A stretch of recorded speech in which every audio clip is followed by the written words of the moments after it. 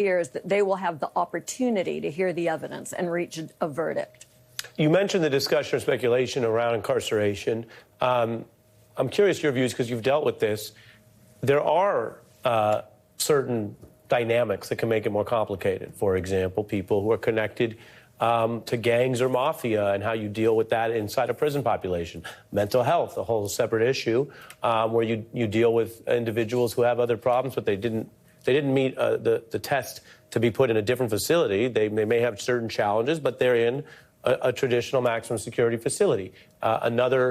Another issue sometimes is people who have internal threats against them that, of course, any fair prison is supposed to take seriously, retribution, et cetera. But it doesn't mean that they only go on home confinement just because there are extra measures taken. And so I'm curious if you could walk us through that, because I think the issues around a potential former official going in like this are real. I don't think they're made up.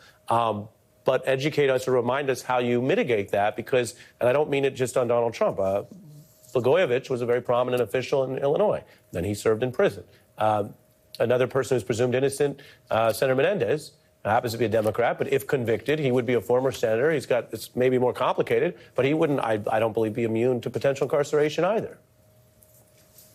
You know, I'm really glad you asked this question, because one of my jobs during the Obama administration was to work closely with the general counsel of the Bureau of Prisons and to work with the director. And the Bureau of Prisons is a very nimble entity. They deal with a lot of people with special circumstances, whether, as you suggest, it's internal risks that require separation orders or other special needs. The Bureau of Prisons has units called SHUs, special housing units, where they accommodate prisoners with all sorts of different needs. And there's the Supermax facility in Colorado, where high-risk prisoners are housed. So there are a lot of different ways that a former president could be accommodated. Just as you point out, the former governor of Illinois, Rod Blagojevich, was incarcerated in federal prison. You know, the whole goal of the system is to do justice, not to do special favors.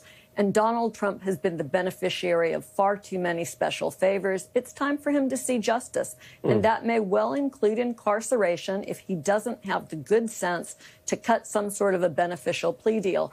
And look, I know a lot of people would be against that, Ari, but a plea deal that would determine Donald Trump's guilt and require him to stand up in open court and acknowledge that he's guilty would be very meaningful. And in that sort of a situation, it might be worth considering home confinement instead of custody. But unless and until Donald Trump does that, the full range of punishment has to be on the table for him. Really interesting getting your view.